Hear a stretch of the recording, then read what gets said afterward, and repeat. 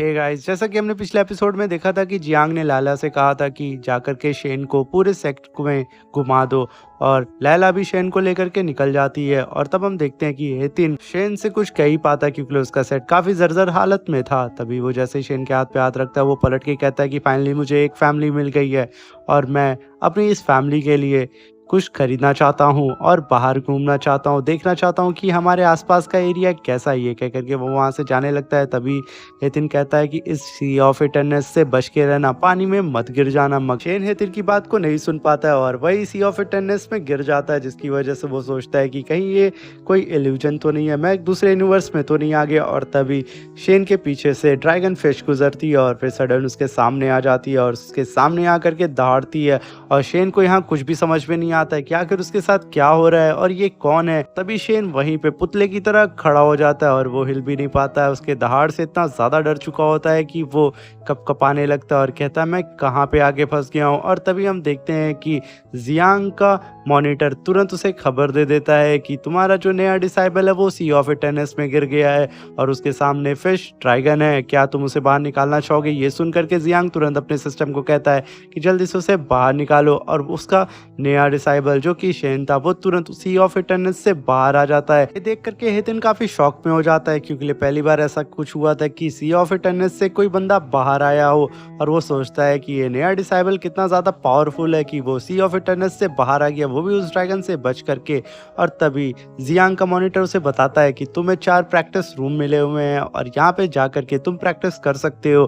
तभी जियांग कहता है ये मेरे लिए है या मेरे डिसाइबल्स के लिए। तभी उसका मॉनिटर कहता है तुम तो समझदार निकले, मुझे लगा पहले तुम ही ट्राई करोगे। तभी वो सारे के सारे गेट्स खोलते हैं और उसमें से काफ़ी ज़्यादा पावर निकलती है और उसकी पावर से हमारा जियांग काफ़ी ज़्यादा डर जाता है। और तभी जियांग अपने डिसाइबल को बुला करके कहता है कि इस गेट्स के अंदर तुम्हें जाना है और जा करके प्रैक्टिस करनी है क्योंकि ये एक प्रैक्टिस हॉल है। तभी प्रिंस सोचता है कि आखिर कल तक तो ये दरवाजे यहाँ पे नहीं थे, आखिर सडन एक दिन में यहाँ कैसे आ गया। तभी एथिन खड़ा होकर के कहता है मैं समझ गया, हमारे मास्टर चाहते हैं कि हम अंदर जा करके और भी ज़्यादा कल्टिवेट करके फाइट करके और भी ज़्यादा अपने लेवल को अपग्रेड करें। तभी सबके सब सोचने लगते हैं इस गधे को आखिर कैसे पता चल जाता है कि मास्टर क्या सोच रहे हैं।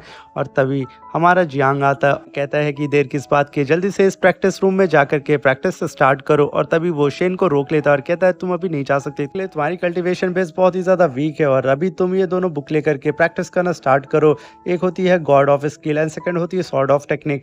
ये दोनों बुक दे करके जियांग कहता है कि जा करके इसे पढ़ो और अपनी बेस को स्ट्रॉन्ग करो। ये सुन करके शेन कहता है ठीक है मास्टर। और तभी यहाँ पे सीन शिफ्ट होता है, हम देखते हैं जियांग बैठ करके पेड़ के नीचे मजे से आराम कर रहा होता है मगर वो बैठे बैठे बोर हो जाता है। तभी उसका सिस्टम अपीयर होता है, कहता है कि क्या तुम देखना चाहते हो कि तुम्हारे प्रैक्टिस रूम में तुम्हारे डिसाइबल कैसा परफॉर्म कर रहे हैं। तभी जियांग कहता है ठीक है चलो, वैसे भी मैं बोर ही हो रहा हूँ, कुछ तो अनोखा देखने को मिलेगा और मुझे पता चलेगा कि मेरे डिसाइबल्स की कमजोरी क्या है। और तभी जियांग देखता है कि उसके डिसाइबल्स के सामने उसकी कमजोरी ये होती है कि वो लोग जिस चीज़ से डरते हैं वही उनकी वीकनेस होती है और वही एक डीमन फॉर्म में उन लोगों के सामने आकर के उन्हें टॉर्चर करता है। तभी जियांग कहता है अब मैं इस चीज़ से बोर हो चुका हूँ, मैं फिर से चला सोने के लिए। और तभी उसका सिस्टम फिर से अपीयर होता है और बोलता है कि अभी तुम्हारे डिसाइबल्स के ऊपर सारे डीमन हावी हो चुके हैं, तो क्या तुम उन लोगों को प्रैक्टिस रूम से बाहर निकालना चाहोगे। और तभी जियांग कहता है जल्दी से उन लोगों को बाहर निकालो। और तभी सारे के सारे डिसाइबल उस प्रैक्टिस रूम से बाहर आकर के गिरते हैं और तभी जियांग उन लोगों के सामने खड़ा हो जाता है और कहता है कि कोई बात नहीं। और फिर वो मास्टर्स की तरह लंबी चौड़े लेक्चर देता है और उन लोगों के पास एक पोटली फेंक देता है जिसमें ढेर सारे गोश्त होते हैं और ये मॉन्स्टर मीट होता है। तभी जियांग कहता है कि इस मीट को खा करके अपनी इंजरी को हील करो क्योंकि अभी फिर से तुम लोगों को प्रैक्टिस करनी होगी। और तभी हम देखते हैं वो सारे के सारे डिसाइबल कहते हैं कि कैसे भी करके हमें पावरफुल बनना ही होगा, मास्टर की उम्मीदों पर खड़ा उतरना होगा। और तभी सारे के सारे डिसाइबल चले जाते हैं उसी मॉन्स्टर मीट को खाने के लिए और वो लोग बड़े मज़े से इस मॉन्स्टर मीट को खा रहे होते हैं और उन लोग की इंजरी भी हील हो जाती है। और तभी जियांग आता है और वो देखता है कि ये सारे के सारे चटोरे सारा का सारा मॉन्स्टर मीट खा चुके हैं, उसके लिए उन्होंने कुछ भी नहीं बचाया है। तभी जियांग एकदम उदास हो जाता है और गुस्से में वहीं खड़ा होता है। और तभी उसका सिस्टम ये देखता है कि जियांग अभी इस समय बहुत ज़्यादा गुस्सा हो गया और उदास हो गया है। ये देख करके उसका सिस्टम काफ़ी ज़्यादा सैड हो जाता है और पहली बार ऐसा होता है कि उसका सिस्टम इसके लिए कुछ फील कर रहा हो।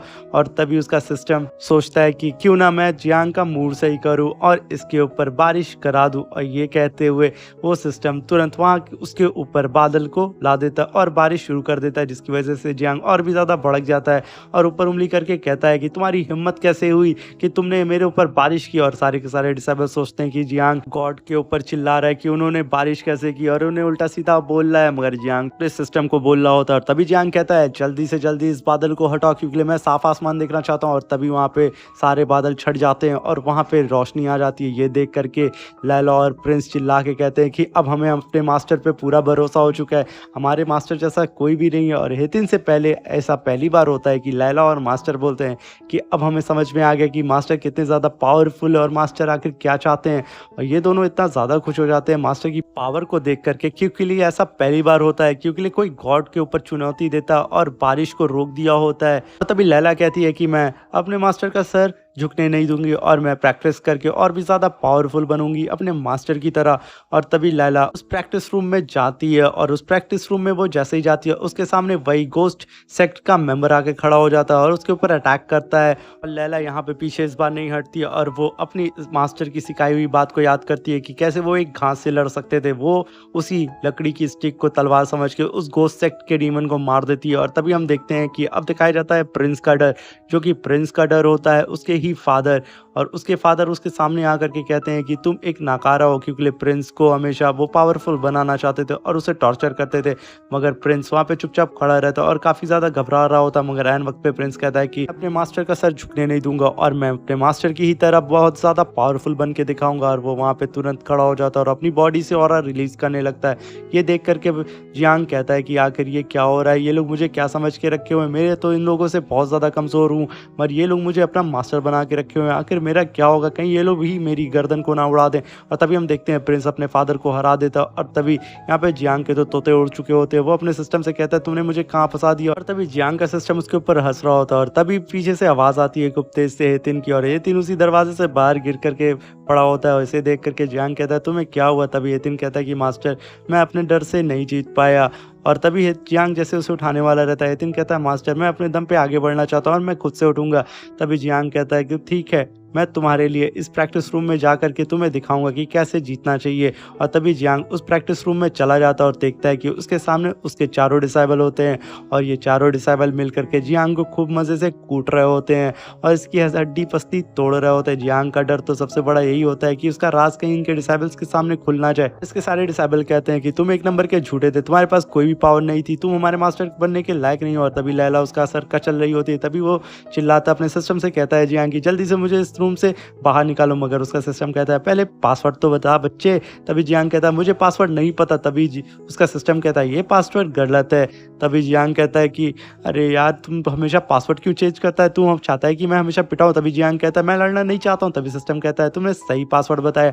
और तभी जियांग को उस प्रैक्टिस हॉल से बाहर निकाल दिया जाता है और हम देखते हैं जियांग अपना फेस सी ऑफ इटर्नेस की तरफ खड़ा रहता है। और तभी उसके पीछे से हेतिन आकर के पूछता है मास्टर आप ठीक तो हैं। मगर जियांग उसको अपना फेस नहीं दिखाता क्योंकि उसका फेस काफी ज्यादा भूल चुका होता है। तभी वो कहता है हाँ मैं ठीक हूँ। हेतिन कहता है मास्टर मैं समझ गया, मैं जल्द से जल्द उस प्रैक्टिस रूम में जाकर के अपने डर पे काबू करूंगा। और वो ये कह के वहां से चला जाता है। तभी जियांग अपने मॉनिटर से कहता है आखिर तुम मुझे ये बताओ कि मेरी कल्टीवेशन कितनी है। तभी जियांग बैठ के अपनी कल्टीवेशन को गिनने लगता है और उसे पता चलता है कि इसकी कल्टीवेशन जहाँ थी वहीं पे वो एक लेवल भी अपग्रेड नहीं किया है। तभी जियांग की वो ड्रैगन फिश बाहर आती है और उसे बोलती है गधे।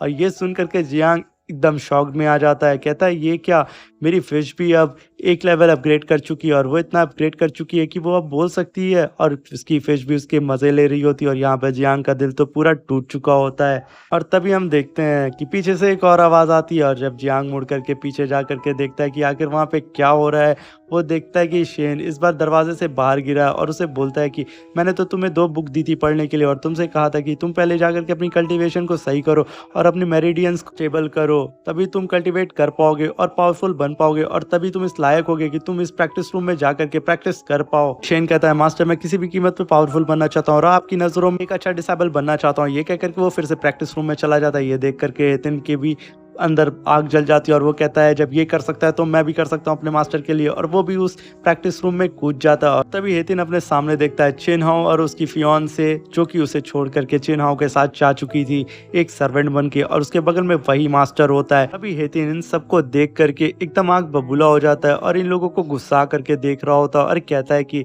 ये वही लड़की है जिसने मुझे छोड़ा और ये वही मेरा दोस्त है जिसके ऊपर मैंने पूरा भरोसा किया। अभी यहाँ पे हेतिन कुछ कह ही रहा था, फिर वहाँ पे हम देखते हैं चिन हाओ तुरंत अपनी स्वॉर्ड को बाहर निकाल करके हेतिन के ऊपर अटैक कर देता है, जिसकी वजह से हेतिन वहीं पे गिर जाता है। जैसे ही हेतिन नीचे गिरता है वो तुरंत अपने मास्टर को याद करता है और कहता है कि मास्टर प्लीज मुझे इस चिन हाओ से बचा लीजिए, ये मुझे मार डालेगा।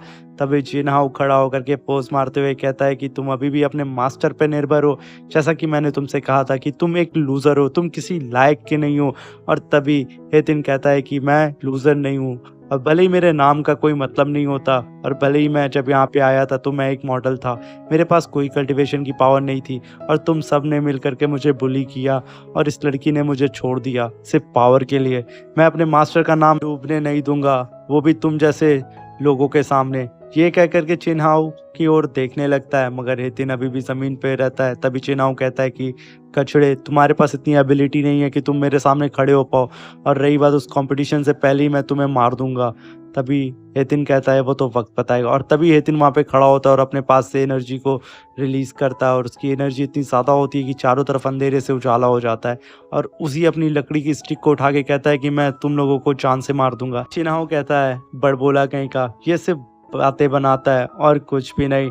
तभी हेतिन कहता है वो तो वक्त बताएगा। तभी चिन हाओ और वो लड़की और उसके साथ उसका मास्टर, ये लोग मिल करके हेतिन के ऊपर अटैक कर देते हैं और बारी बारी करके हेतिन को मार रहे होते हैं, मगर हेतिन यहाँ पे अपने मास्टर की इज्जत बचाने के लिए अपनी पावर को और भी ज़्यादा बढ़ा करके उन लोगों के ऊपर रिटर्न से अटैक करता है और बारी बारी करके उन लोगों को हरा देता है। ये देख करके उसका मास्टर जियांग काफ़ी ज़्यादा हैरान हो जाता है कि हेतिन कैसे उन तीनों से लड़ रहा है और उसकी पावर बढ़ती जा रही है, जो कि हमारे सेक्ट का सबसे ज़्यादा कमज़ोर डिसाइबल था। ये देख करके जियांग काफ़ी ज़्यादा हैरान हो जाता है, क्योंकि अब हेतिन भी जियांग से ज़्यादा पावरफुल हो चुका है, जो कि सबसे कमज़ोर था। तभी जियांग प्रैक्टिस रूम के बाहर खड़ा रहता है और तभी हेतिन उस प्रैक्टिस रूम से बाहर आकर के अपने मास्टर को ग्रीट करता है और कहता है मास्टर मैंने अपना टास्क कंप्लीट कर लिया है। तभी जियांग कहता है हेतिन से कि 3 दिन के बाद तुम्हारा कंपटीशन है चिन हाओ से, क्या तुम्हें ये याद है? तभी हेतिन कहता है जी मास्टर मुझे याद है, मैं उस कंपटीशन को किसी भी तरीके से जीत के दिखाऊंगा। तभी जियांग कहता है मुझे तुम पर पूरा भरोसा। तभी सीन शिफ्ट होता है और हमें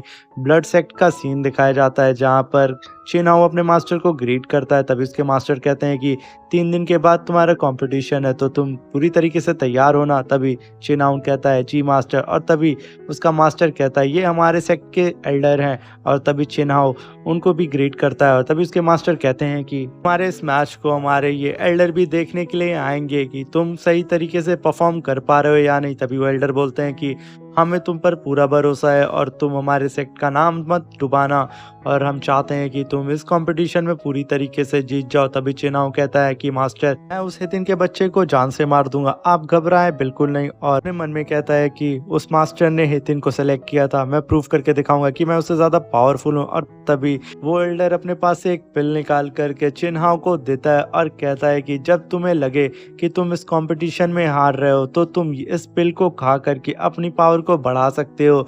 और तभी हम देखते हैं चिन हाओ के मास्टर उसे ये पिल लेने से मना कर रहे होते हैं, और तभी चिन हाओ कहता है कि मास्टर मैं ये पिल नहीं ले सकता हूँ। तभी उसके एल्डर बोलते हैं कि तुम्हें ये पिल कैसे भी लेनी होगी, क्योंकि हमारे सेक्ट का सारा भविष्य तुम पर निर्भर है, क्योंकि कोई भी बाहरी आकर के एरू गैरू हमारे सेक्ट को चैलेंज नहीं कर सकता है। तो ये इस पिल को तुम अपने पास रखो और इमरजेंसी में तुम इस पिल को खा सकते हो। और तभी चिन हाओ मजबूरी में उस पिल को ले लेता है और वहां से जाता है। और तभी उसके मास्टर अपने एल्डर से कहते हैं कि एल्डर आपने इसे ब्लड रिफाइनिंग चीप पिल क्यों दे दी, अगर ये खाएगा तो ये ब्लास्ट हो जाएगा, क्योंकि इसकी पावर बहुत ज़्यादा है और इसकी कल्टीवेशन के बेस के अकॉर्डिंग ये इस पिल को बर्दाश्त नहीं कर पाएगा। तभी वो एल्डर कहते हैं कि मुझे इससे कोई फ़र्क नहीं पड़ता, ये जिंदा रहे या मर जाए, मैं बस चाहता हूँ कि मेरा सेक्ट इस कॉम्पिटिशन में जीत जाए। तभी उसका मास्टर चिन हाओ का कहता है कि मास्टर मगर मेरे डिसाइबल का क्या होगा। तभी एल्डर कहता है कि तुम कोई और डिसाइबल ढूंढ लेना। और तभी यहाँ सीन शिफ्ट होता है और हमें दिखाया जाता है कि जियांग अपने पलंग पे बैठ करके मजे से सो रहा होता है, और तभी उसको एक सपना आता है कि उसको एक टास्क मिला हुआ है, उसको जल्द से जल्द एक डिसाइबल को अपने सेक्ट में भर्ती करना होगा। अगर उसने अपने सेक्ट में एक डिसाइबल को नहीं लाया तो उसकी पनिशमेंट में इसके बाल को उड़ा दिया जाए। धमकी सुन करके जियांग की नींद खुल जाती है और वो उठ करके बैठ जाता है और तभी उसके सामने फिर से उसका सिस्टम अपीयर होता है और सेम बात को रिपीट करता है। जियांग कहता है ये कैसा भद्दा मजाक है, अभी तो तुम सपने में मुझे बोल रहे थे। तभी उसका सिस्टम सेम बात रिपीट करता है कि तुम्हें जल्द से जल्द एक और डिसेबल को अपने सेक्ट में शामिल करना है, अगर तुमने नहीं किया तो तुम्हें टकला करके पूरे सेक्ट में घुमाया जाएगा। जियांग अपनी इज्जत बचाने के लिए कहता है तुम बकवास मत करो। तभी उसका सिस्टम कहता है 5 घंटे के अंदर तुम्हें एक डिसेबल को लाना होगा अपने सेक्ट में। तभी जियांग कहता है कि ये डिसेबल पेड़ पे फलने हैं क्या, तुम पागल हो। तभी उसका सिस्टम कहता है 3 घंटा, फिर कहता है 2 घंटे। तभी जियांग उसके घुटने पे बल बैठ करके कहता है अरे मुझे माफ कर दो, मैं ले आऊंगा भाई, टाइम बढ़ा दे। तभी उसका सिस्टम 3 घंटा कर देता है और तभी जियांग अपने रूम से बाहर आकर कहता है यार मैं अब इन डिसेबल को पेड़ से तोड़ के लाऊं कि कहाँ से लाऊं, ये लोग क्या ही नौटंकी बना के रखे हुए। और ये सिस्टम तभी वो देखता है उसके डिसेबल बैठ करके बात कर रहे होते हैं अपने मास्टर के बारे में।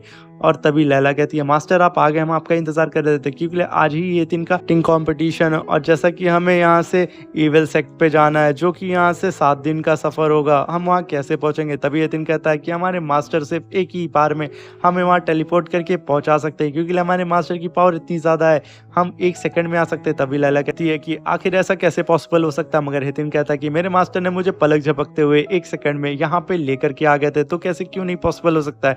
हमारे मास्टर के पास टेलीपोर्टेशन की पावर है और जैसा कि मैं जब उस सेक्ट में फाइट कर रहा था तो मेरे मास्टर ने जब मुझे सेलेक्ट किया था, मुझे पलक झपकते मेरे मास्टर ने इस सेक्ट में लेकर के आ गए थे विद इन 1 सेकंड में।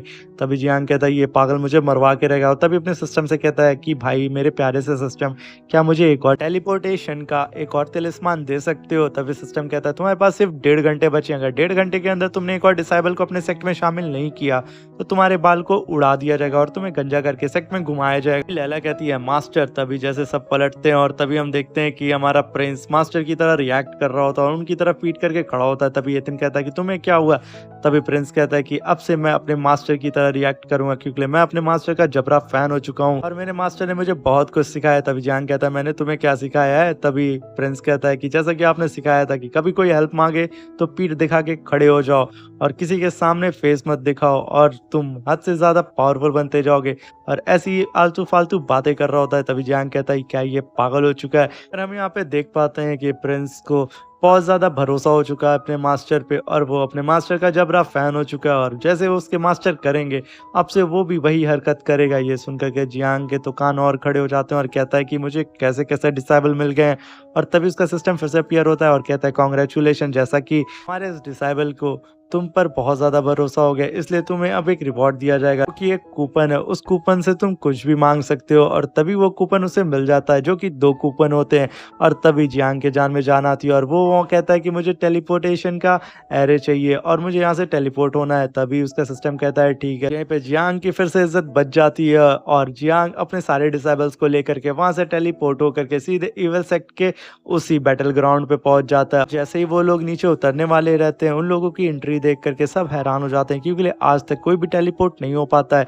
और जैसे ही वो लोग नीचे उतरते हैं वो लोग कहते हैं कि ये कितना ज़्यादा पावरफुल है। आसपास जितने भी लोग रहते हैं सब हैरान हो जाते हैं और कहते हैं ये सेक्ट मास्टर कितना ज़्यादा पावरफुल है। यहाँ तक कि एल्डर भी कहता है ज़रूर ये सेक्ट मास्टर बहुत ही ज़्यादा पावरफुल है और काफ़ी मिस्टीरियस मुझे लग रहा है।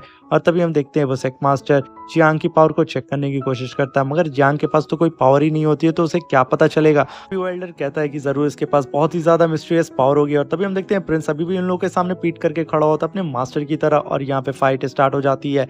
चिनाओ बैटल ग्राउंड में आ जाता है और एथिन से कहता है तो आ जाओ आज देख लेते हैं कौन ज़्यादा पावरफुल है कौन नहीं, और मैं ये दिखा के रहूँगा कि तुम्हारे मास्टर ने बहुत बड़ी गलती की है तुम्हें सेलेक्ट करके। वही हेतिन कहता है कि जैसा कि तुमने 30 साल तक मुझे बुली किया है मेरे विलेज में, मैं तुमसे सारा बदला लूंगा, तुम सबसे लूंगा। और तभी हेतिन अपने ऑरा को रिलीज करता है जिसकी ऑरा को देख करके वेल ब्लड सेक्ट के मास्टर भी कहते हैं कि तुमने तो कहा था इसके पास कोई भी पावर नहीं और एक ये नॉर्मल सा मॉर्टल है मगर इसके पास कैसे पावर हो गई, और 1 महीने में इस मास्टर ने इसे क्या सिखा दिया जो कि इतना पावरफुल हो चुका है ये। और चिनाओ भी इस चीज़ को देख के काफ़ी ज़्यादा शॉक्ड में आ जाता है मगर कहता है तो ठीक रहा और फाइट करते हैं। चिनाओ अपनी स्वॉर्ड निकालता है मगर हेतिन भूल जाता है अपनी स्वॉर्ड को ही अपने सेक्ट में और वो वहाँ पे खड़ा रहता है। और चिनाओ कहता है देखा तुम 1 नंबर के गधे हो, तुम तो अपनी स्वॉर्ड भी लाना भूल गए हो। और तभी चिनाओ उसके ऊपर अटैक कर देता है। तभी हेतिन उसको अपने हाथ से डॉज करने की कोशिश करता है और तभी लायला इस चीज़ को देख लेती है कि हेतिन के पास उसकी लकड़ी वाली स्वॉर्ड नहीं है और हेतिन अपने हाथ से उसकी स्वॉर्ड को रोकने की कोशिश कर रहा है। तभी लायला अपनी लकड़ी वाली स्वॉर्ड को हेतिन को दे देती होती है और हेतिन उसकी स्वॉर्ड को पकड़ लेता है। और इस चीज़ को देख कर के चिनाओ कहता है कि तुम्हारा सेक्ट कितना ज़्यादा गरीब है कि तुम एक स्वॉर्ड को भी अफ़ोर्ड नहीं कर सकते हो और तुम इस स्वॉर्ड से मुझसे फाइट करोगे। तभी हेतिन खींच करके एक लात चिनाओ को मार देता है, जिसकी वजह से चिनाओ खूब दूर जा कर के गिर जाती है। देख कर के सारे ब्लड इवल सेक्ट के एल्डर एकदम हैरान हो जाते हैं और यहाँ पे चिन्हाओ इस फाइट को हार रहा होता है। तभी वो गुस्से में आकर के उस ब्लड इवल पिल को खा लेता है और उसकी यहाँ पे पावर बढ़ चुकी होती है। इस चीज़ को देख कर के जियांग और उसके सारे स्टूडेंट समझ जाते हैं कि चिन्हाओ ने यहाँ पे बेईमानी की है और कोई पिल को खाया है। और यहीं पे हमारा ये एपिसोड ख़त्म हो जाता है। अब मिलते हैं इसके नेक्स्ट एपिसोड में। चैनल पे अगर नए आए हैं तो चैनल को सब्सक्राइब और लाइक कर दें और बेल आइकन को दबाना ना भूलें और प्लीज़ सपोर्ट करें। वीडियो अच्छी लगी और वीडियो से रिलेटेड कुछ भी क्वेश्चन करना चाहते हैं तो हमें कमेंट करके ज़रूर बताइएगा। मेरी प्लेलिस्ट को ज़रूर चेक करें, आपको और भी इंटरेस्टिंग और मज़ेदार एनीमे देखने को मिलेगा। तो मिलते हैं इसके नेक्स्ट एपिसोड में। Thank you, bye bye, take care.